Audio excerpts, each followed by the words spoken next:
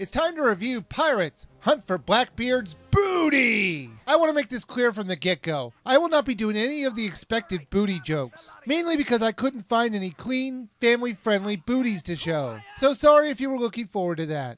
Apparently 200 minigame collections for the Wii weren't enough, so this company thought the Wii needed one more. This game has everything you would expect from a pirate-themed game. Sword fights, ship battles, and of course, croquet. Oh, I'll get into that later. There are a whopping 5 minigames in this collection. I will say that again if you missed that. 5! That's right, I said 5. This is not a sports game like Game Party, which could get away with having few games. It's incredibly lazy of the publishers only to have 5 games. Now these 5 games will change in difficulty as you travel from port to port, but they're still the same 5 games. Plus the controls were awful. You would think that with only 5 games they would get at least the controls down right, but unfortunately that's just not the case. Seeing how there are only 5 games, I'm just going to quickly go over them all. Row, Row, Row for Your Life is a game where you row and shoot at your enemies to get them to lose their treasure and slow them down. And whoever has the most after a couple laps wins.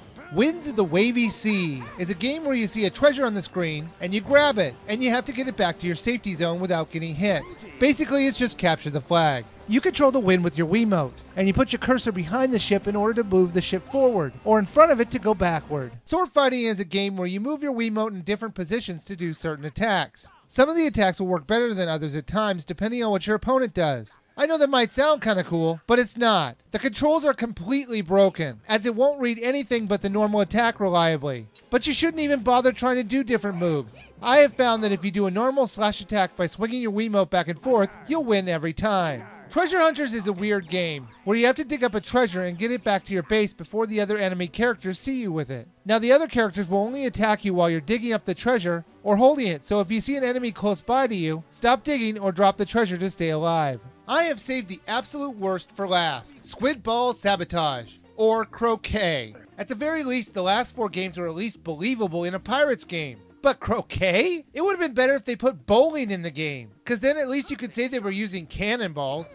If you've never played croquet before, you have to hit a ball with a mallet in between a bunch of hoops. So of course the publishers had to pirate it up, so they had you hitting squids instead of balls. But of course in real life, if somebody actually did that, the squid would most likely explode. There are items to collect to make your pirate look different. And there's a multiplayer mode. But that doesn't matter because you'll never use those things, because the game sucks. And it won't take you more than 5 minutes of playing this game to come to that conclusion. And I have a haunting suspicion that I spent more time playing this game for this review than the game testers did, due to all the control issues. The publishers actually had the gall to originally ask $40 for this game when it first came out. Now it's at a more reasonable price of $20. But seeing how the game is boring and the controls don't work, I think $5 is too much to ask for this game. So obviously, you should skip this game.